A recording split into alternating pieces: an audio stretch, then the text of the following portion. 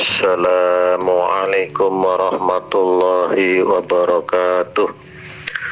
Allahumma sholli wa sallim ala sayyidina Muhammadinil fatihi lima ugliq wal khatimi lima sabaq nasiril haqqi bil haqqi wal hadi ila siratikal mustaqim wa ala alihi wa sahbihi haqqa qadrihi wa miqdarihil adim. Amma ba'du. Saudara-saudariku, para penonton channel Ar-Rasidah yang semoga dirahmati Allah Subhanahu wa ta'ala, kajian kali ini masih tentang golongan orang-orang yang selamat menurut Al-Quran, yaitu Ashabul Kahfi. Dalam surat Al-Kahfi ayat 10, Allah Subhanahu wa ta'ala berfirman yang artinya, ingatlah ketika pemuda-pemuda itu berlindung ke dalam gua, lalu mereka berdoa, ya Tuhan kami, berikanlah rahmat kepada kami dari sisimu, dan sempurnakanlah petunjuk yang lurus bagi kami dalam urusan kami. Ashabul Kahfi artinya para penghuni gua, yaitu para pemuda yang beriman, ikhlas, dan konsisten terhadap keyakinan tauhid. Mereka tetap beriman kepada Allah Ta'ala walaupun banyak teror-teror yang ditujukan kepada mereka oleh penguasa yang zalim pada masa itu, yaitu Raja Dakianus Decius. Kisah para pemuda Ashabul Kahfi tersebut disebutkan oleh Al-Quran bahwa mereka adalah para pemuda yang beriman dan mendapat petunjuk dari Allah Subhanahu wa ta'ala sebagaimana dijelaskan di Quran surat Al-Kahfi ayat 13.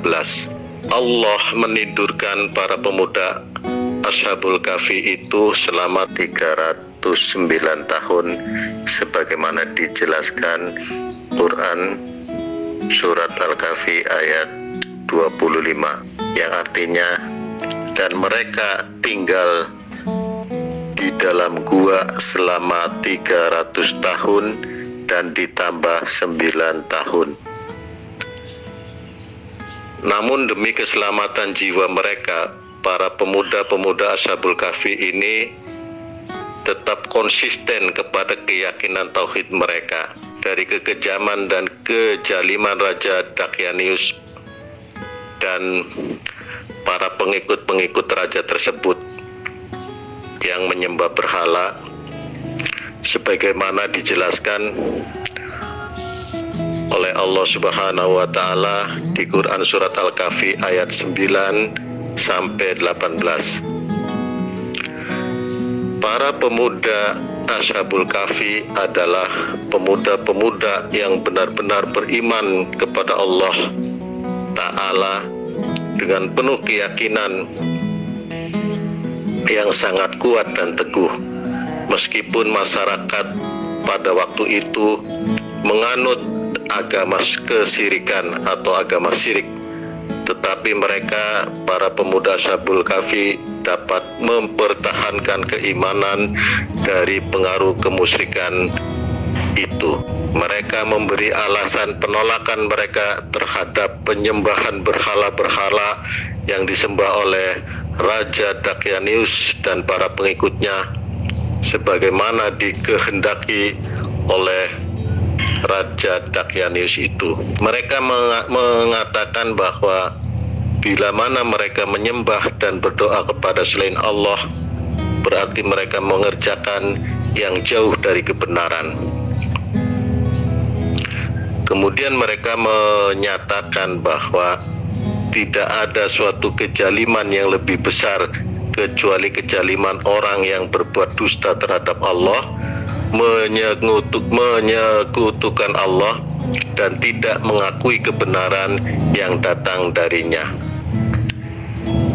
Ashabul Kahfi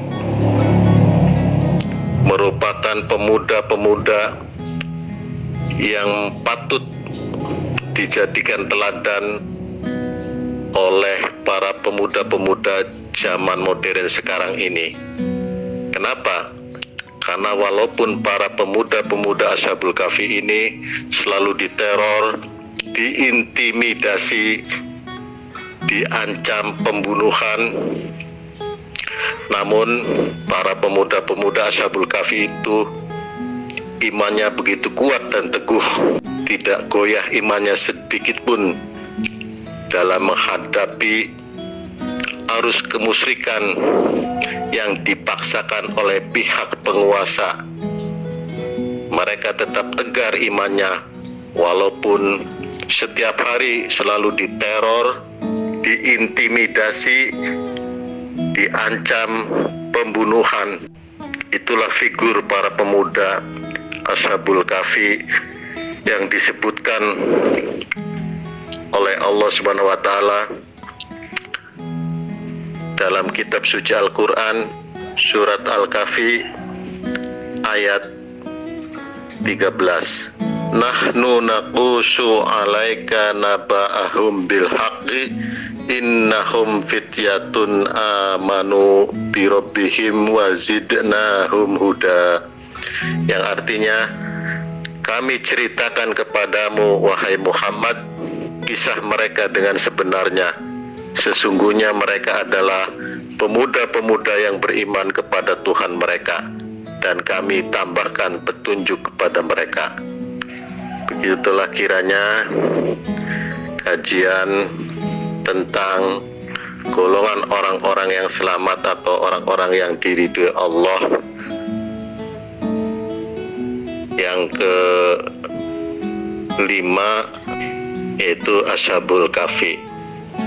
Insya Allah bila mana Allah mengizinkan, kajian tentang golongan orang-orang yang selamat ini akan saya lanjutkan dengan kajian yang ke-6. Sementara kajian hari ini hanya sampai di sini saja. Kurang lebihnya saya mohon maaf yang sebesar-besarnya bila mana ada kata-kata yang salah atau khilaf. Akhirul kalam. Wassalamualaikum warahmatullahi wabarakatuh.